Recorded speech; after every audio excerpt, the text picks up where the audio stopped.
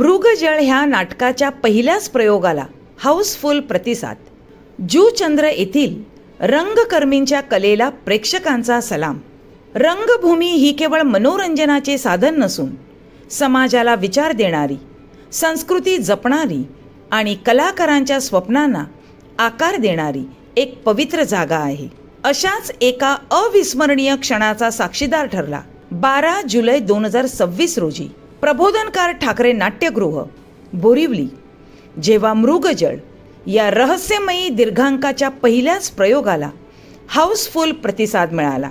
अखिल भारतीय नाट्य परिषदेची घटक संस्था, प्रायोगिक रंगमंच संघ, पालघर निर्मित आणि श्री दत्तप्रसादिक बावनचाळ नाट्य मंडळ जूचंद्र यांच्या संयुक्त विद्यमानाने सादर करण्यात आलेल्या या नाटकाने पहिल्याच प्रयोगात प्रेक्षकांच्या मनावर अधिराज्य गाजवले.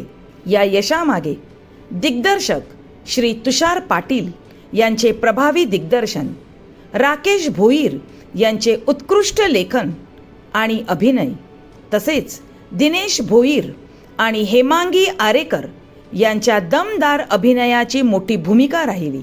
त्याचबरोबर प्रणित भोईर यांची प्रकाश योजना, प्रीतम चौधरी आणि कामेश पाटील यांचे नेपथ्य, आदेश म्हात्रे यांचे संगीत आणि दीपिका भोईर यांची रंगभूषा व वेशभूषा यांनी नाटकाला अधिक उठावदार बनवले.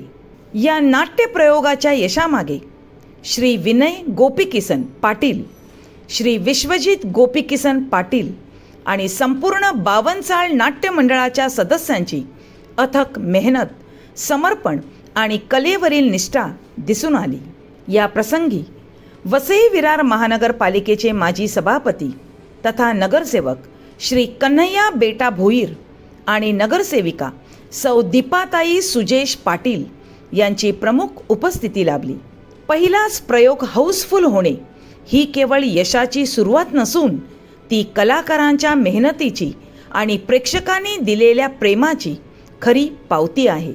आजच्या डिजिटल युगात रंगभूमी जिवंत ठेवण्यासाठी अनेक कलाकार निस्वार्थपणे झटत आहेत. मृगजळच्या यशाने पुन्हा एकदा सिद्ध केले की चांगली कलाकृती आणि प्रामाणिक सादरीकरणाला प्रेक्षक नेहमीच भरभरून प्रतिसाद देतात. जूचंद्रच्या या रंगकर्मींच्या यशाने पालघर आणि वसई परिसरातील तरुण कलाकारांना एक नवी प्रेरणा दिली आहे. स्वप्न पहा, मेहनत करा आणि कलेवर निष्ठा ठेवा. यश तुमच्या पायाशी नक्कीच येईल. मृगजळ यशाची अशीच नवनवी शिखरे गाठो.